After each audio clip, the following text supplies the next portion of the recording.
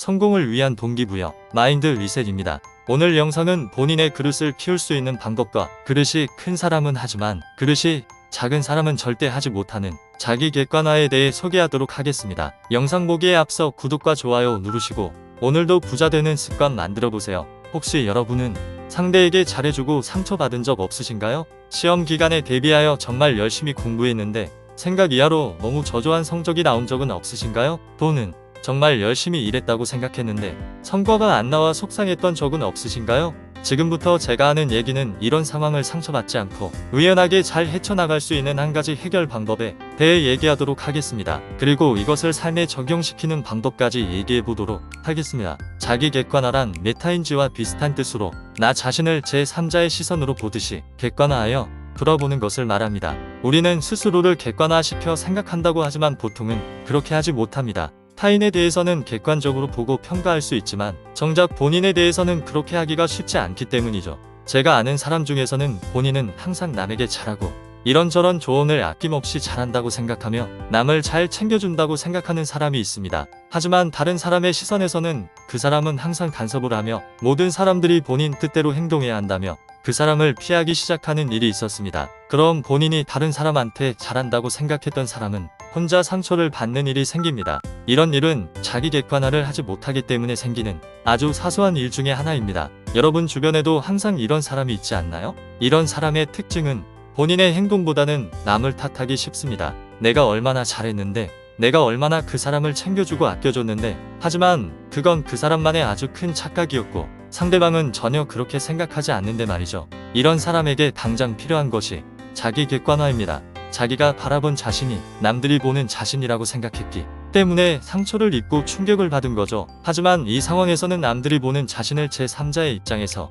생각하고 남들의 시선과 나의 시선은 간극이 존재한다는 것을 알아야 합니다. 이럴 때일수록 문제의 원인은 외부가 아닌 나에게 있다는 것을 빠르게 인정할 줄 알고 적극적으로 찾으려는 노력이 필요합니다. 지금은 자기 객관화를 쉽게 표현하기 위해 인간관계에 비유하며 설명하였지만 자기 객관화는 우리 생활 속에 쉽게 적용시킬 수 있습니다. 소크라테스도 지식과 배움에 대해 자기 객관화와 비슷한 개념의 이야기를 한 적이 있습니다. 여러분도 많이 들어보셨을 겁니다. 너 자신을 알라. 이 말은 우리가 예전부터 들어왔던 말이며 이 말의 뜻은 내가 어떤 것에 대하여 모르고 아는지 사실 자체를 자각해야 한다는 의미입니다. 어설픈 지식은 본인을 곤란하게 만드는 상황을 불러올 수도 있습니다. 이 밖에도 논어의 유명한 구절과 불교의 알아차림, 학습의 영역에서는 이것을 메타인지라고 하는 것들이 자기 객관화와 관련된 내용들입니다. 이 모든 것의 공통적인 개념은 3자의 입장에서 자신을 생각하라는 것입니다. 나는 다른 사람에게 관대할까? 내가 아는 이 지식이 과연 맞는 것일까? 내가 당연하다고 생각했던 것들이 당연한 것이 맞을까? 나는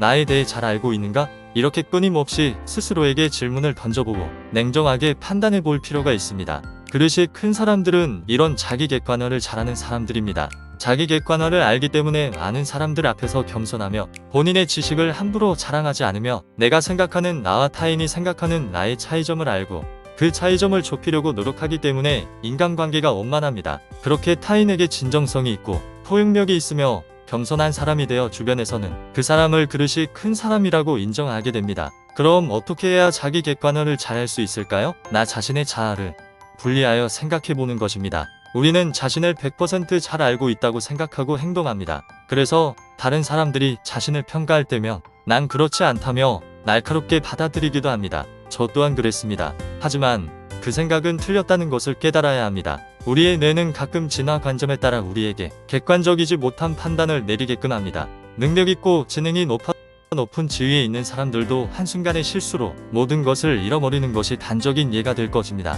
그러므로 스스로 자아를 분리시켜 어떠한 결정을 할 때 객관적인 상황을 판단하는 것이 중요합니다. 가장 쉽게 할 수 있는 방법이 짜증나고 화가 날 때 바로 화를 표현하지 말고 1분이라도 흥분을 가라앉힌 뒤 내가 짜증나고 화난 이유를 다시 한번 천천히 생각해 보는 것입니다. 그리고 화난 이유를 천천히 살펴보면 그렇게 화낼 이유도 아니거나 굳이 짜증내면서 말하지 않아도 된다는 것을 느끼실 때가 있을 겁니다. 스스로를 멀리서 바로 본다 생각하고 자신이 할 수 있는 것과 없는 것을 구별하여 천천히 개선시켜 나가는 것이 중요합니다. 자기 객관화는 지식이라기보다는 마음가짐, 삶의 태도와 가깝습니다. 지식은 끊임없이 공부하고 노력하면 내 것으로 만들 수 있지만 마음가짐과 삶의 태도를 한순간에 바꾸기란 쉽지가 않습니다. 하지만 그릇이 큰 사람이 되고 내가 성공하고 싶다면 지금부터 당장 마음가짐과 삶의 태도를 바꾸어야 합니다. 지속적인 노력이 필요하기 때문에 쉽지는 않겠지만 우리가 삶을 잘 살아내고 자기 객관화 능력을 키워야 하기 때문에 필수적으로 행동해야 합니다. 삼자가 바라보는 나를 제대로 알 수만 있다면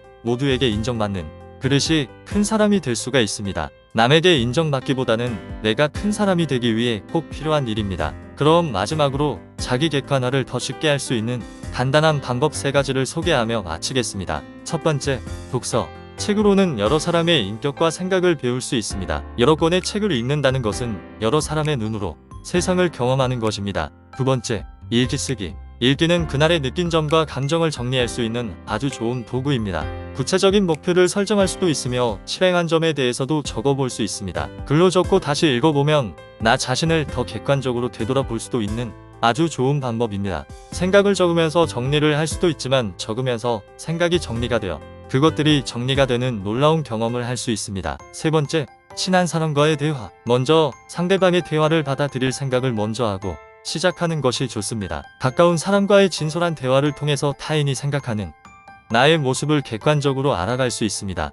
하지만 반대로 상대방의 대화를 수용할 생각 없이 대화에 임한다면 상대방이 하는 얘기는 기분 나쁘게만 들릴 뿐더러 아무 의미가 없는 대화가 돼버립니다. 나의 발전을 도와줄 수 있는 사람으로 생각하고 받아들이려는 자세가 필요합니다. 반대로 무작정 나를 깎아내리기만 하는 상대방과의 대화는 피해야겠죠. 우리는 그것을 구별해낼 줄 알아야 합니다. 오늘의 주제인 자기 객관화는 김옥희 교수님의 인간관계론을 참고하여 작성하였습니다. 오늘 영상을 보신 여러분들은 어떤 점에서 자기 객관화가 필요한가요? 저는 인간관계의 일상생활 모든 곳에서 자기 객관화가 필요하다고 생각했습니다. 내가 생각하는 나와 삼자가 바라보는 내가 다른 점은 없는지, 난 내 자신을 잘 알고 있는지, 내가 고집부려 일이 잘못되고 있는 건 아닌지 등등 많은 생각을 해보았습니다. 그리고 꾸준히 책을 읽어 더 마음을 잡아보도록 노력하려고 합니다. 여러분들도 쉽지는 않겠지만 꾸준히 자기 객관화를 지속하면서 삶의 문제들을 차근차근 해결해 보시기 바랍니다. 어떤 문제에 대해 자기 객관화를 해보고 싶으신지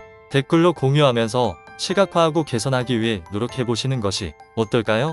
오늘도 이 영상을 보셨다는 것만으로 다른 사람들보다는 부자에 한 걸음 더 다가왔습니다. 많은 도움이 되셨길 진심으로 바라며 도움이 되셨다면 구독과 좋아요 부탁드리겠습니다. 성공을 위한 동기부여 마인드 리셋이었습니다.